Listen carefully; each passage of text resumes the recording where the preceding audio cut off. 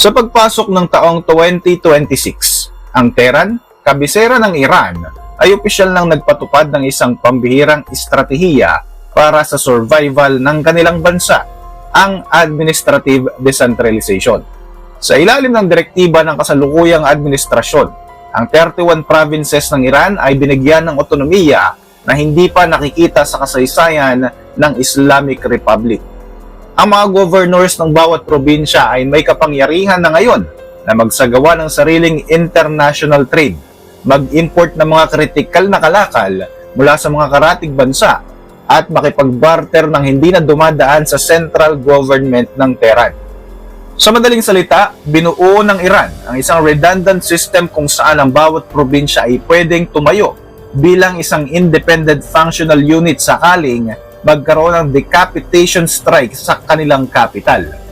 Tuluyan na nga ba ang patatalsikin ang Iranian Supreme Leader na si Ayatollah Khamenei? Sino nga ba ang inaasahan ng Iran na magsasagawa ng pag-atake sa kanilang bansa? Ito na nga ba ang simula ng pagbangon ng Iran mula sa theocratic leadership patungo sa liderato na mas pinapaboran ang taong bayan? Ako po si Roy Zen, welcome sa Kian Thoughts. Kung hilig mo mga ganitong uri ng videos, mag-like at mag-subscribe para lagi kang updated sa ating mga susunod na uploads. Habang tumataas ang presensya ng US military sa Middle East, isang internal na diskusyon ang nagaganap sa loob ng rehimen, ang paglipat ng kapangyarihan mula sa isang religious leader tungo sa isang military strongman o ang tinatawag na Napoleon Bonaparte option. Ang kasalukuyang Supreme Leader sa edad na 85 years old ay nahaharap sa tatlong pangunahing banta sa mga sumusunod. Ang number 1, economic implosion, ang 60% inflation rate. Sa kasalukuyan, ang Iran ay nasa gitna ng tinatawag na economic debt spiral. Ayon sa mga huling ulat, ang inflation rate sa bansa ay pumalo na sa 60%. Ibig sabihin nito, ang halaga ng bilihin ay dumoble sa loob lamang ng 12 buwan, habang ang halaga ng Iranian Rial ay patuloy na bumubulusok pababa. Hindi ito simpleng pagtaas ng presyo. Ito ay isang systemic failure. Upang hindi tuluyang gumuho ang kanilang banking system, ang Central Bank ng Iran ay napipilitang mag-imprenta ng bilyong-bilyong halaga ng pera kada linggo bilang emergency loan sa mga lokal na mga bangko. Ang resulta, isang liquidity trap kung saan ang bawat pisong inilalabas ng gobyerno ay lalong nagpapalala sa hirap na dinaranas ng 92 milyon na Iranian citizens. Ang savings ng mga ordinaryong Iranian ay bigla na lang naglalaho at ang purchasing power ng bansa ay nasa pinakamababang antas sa kasaysayan ng Islamic Republic. Ang internal security ng Iran ay nahaharap sa pinakamatinding hamon sa loob ng halos 50 taon. Ang mga serye ng protesta na nasa saksiyan natin ngayon ay hindi lamang nakatuon sa iisang issue.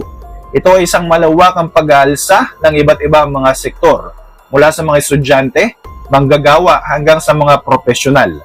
Ayon sa mga report, mahigit 18,400 katao ang nakadetain at libo-libo na rin ang namamatay dahil sa engkwentrong ito sa kalsada. Ang kaibahan nito sa mga nakaraang kilos protesta ay ang paglahok ng mga kabataang Gen Z na wala ng takot sa security apparatus ng rehimen. Ang gobyerno ay tumutugon sa pamamagitan ng internet shutdowns at matinding surveillance. Ngunit ang discontent ay hindi na lamang politikal. Ito ay existential. Ang mga mamamayan ay umihiling ng transition mula sa theocratic rule patungo sa isang democratic at free society.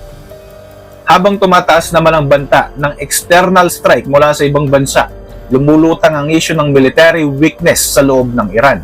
Ang tradisyonal na chain of command ay nakakaranas ng pressure dahil sa agwat ng religious leadership at ng aktual na operasyon ng sandataang lakas. Itong dahilan kung bakit lumalakas ang usapin tungkol sa Napoleon option. Ang IRGC o Islamic Revolutionary Guards Corps ay hindi lamang isang military force. Sila ay isang business empire na kontrolado ang langis, construction at telecommunications ng bansa. Upang mapanatili ang disiplina at maiwasan ang mutiny sa loob ng military, kailangan ng isang leader na may direktang impluwensya at koneksyon sa IRGC. Ang transition mula sa isang matandang religious leader patungo sa isang military strongman ay nakikita ng marami bilang tanging paraan upang hindi tuluyang magkawatak-watak ang depensa ng bansa sa gitna ng banta ng digmaan. Sino nga ba ang mga posibleng magsagawa ng pag-atake at pag-target kay Ayatollah Khamenei? Base sa impormasyon ng US military build-up at strategic tension sa Middle East, narito ang mga pinaniniwalaan na may kapasidad at motivation para targetin ang Iranian leadership. Ang US ang pangunahing bansa na may kakayahang magsagawa ng ganitong uri ng strike dahil sa kanilang CENTCOM or Central Command Asset na nasa rehiyon.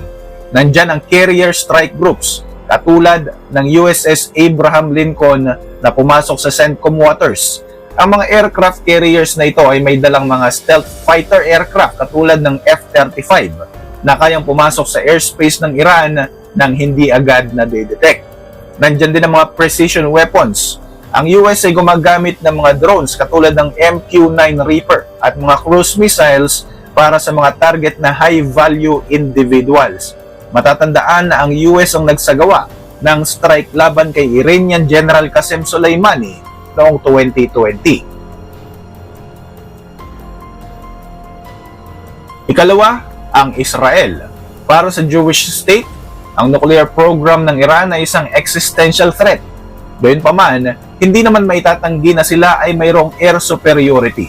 Ang Israel ay may mahabang kasanayan at kasaysayan ng mga operasyon sa loob mismo ng Iran. Sila ang pinaghihinalaang nasa likod ng mga assassination ng mga Iranian nuclear scientists at ang mga cyber attacks sa mga pasilidad ng Iran. Nandiyan din ang kanilang intelligence network. Ang Mossad Intelligence Agency ng Israel ay kilala sa pagkakaroon ng malalim na network sa loob mismo ng Iranian leadership.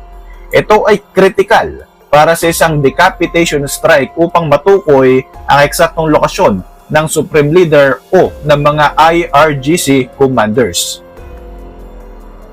Ang ikatlo, ang napag-usapan natin, ang internal decapitation o ang kudeta. Hindi naman malabo na ang decapitation strike ay magaganap sa loob mismo ng Iranian leadership. Nandyan ang posibleng IRGC takeover. Maaaring mangyari ang isang internal strike kung saan ang mga military strongman sa loob mismo ng Iran, tulad ng mga dating IRGC commanders, ay magdesisyon na patalsikin ang Supreme Leader upang isalba ang buong sistema mula sa economic collapse. Ang logic sa likod ng decapitation strike ay ang paniniwalang kapag nawala ang Supreme Leader, magkakawatak-watak ang military at susuko ang bansa. Ngunit ayon sa mga experts, ito ay mapanganib dahil maaari itong magresulta sa power vacuum o mas malalang kaguluhan kagaya ng nasaksihan natin sa Iraq at sa Libya.